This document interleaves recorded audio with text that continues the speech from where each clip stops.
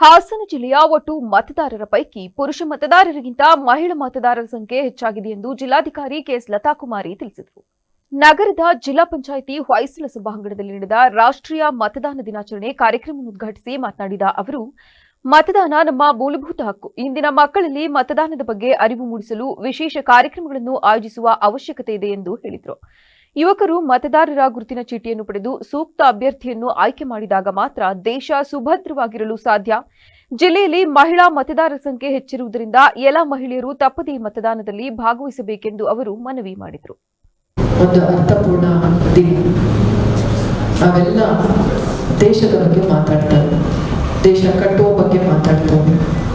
ಆದರೆ ದೇಶದಲ್ಲಿ ಒಂದು ರಾಜಕೀಯದ ಬಗ್ಗೆ ಅವೇರ್ನೆಸ್, ಪೊಲಿಟಿಕಲ್ ಅವೇರ್ನೆಸ್, ರಾಜಕೀಯ ಒಂದು ಪ್ರಜ್ಞೆ ನಮ್ಮ ಜನರಲ್ಲಿ ಬೆಳಿಬೇಕಾಗಿದೆ.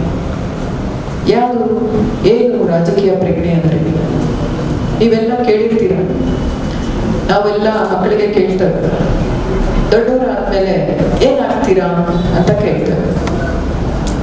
ನಾನು ತುಂಬಾ ಕಮ್ಮಿ ಜನ ನೋಡಿದ್ದೇನೆ ದೊಡ್ಡವರಾದ್ಮೇಲೆ ಏನಾಗ್ತೀರಾ ಅಂತಂದ್ರೆ, ಯಾರಾದ್ರೂ ಒಬ್ರು ನಾನು ಒಬ್ಬ ಪೊಲಿಟಿಷಿಯನ್ ಆಗ್ತೀನಿ ಅಂತ ಕೈ ಎತ್ತಿದ್ದು ತುಂಬಾ ಕಮ್ಮಿ. ಈಗ ನಿಮ್ಮಲ್ಲಿ ಕೈ ಎತ್ತಿ, ನೀವು ಯಾರಾದ್ರೂ ಪೊಲಿಟಿಷಿಯನ್ ಆಗ್ಬೇಕು ಅಂತಿದ್ದೀರಾ?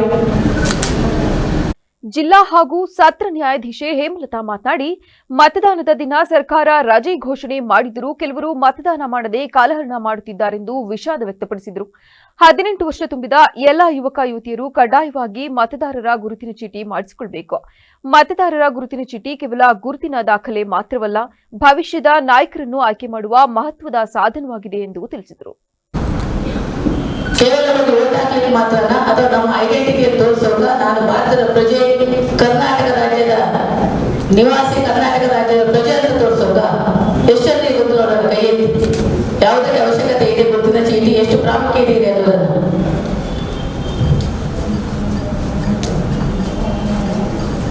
ನೀವೆಲ್ಲ 18 ವರ್ಷ ತುಂಬಿದ ನಮಗೆ ನಮ್ಮ ಹಕ್ಕುಗಳು, ನಮ್ಮ ಜವಾಬ್ದಾರಿಗಳು ಕಾನೂನಾತ್ಮಕವಾಗಿ ಪ್ರಾರಂಭವಾಗ್ತಾ ಇದೆ. ಅದಕ್ಕೆ ಯಾರ ಅವಶ್ಯಕತೆ ಇಲ್ಲ.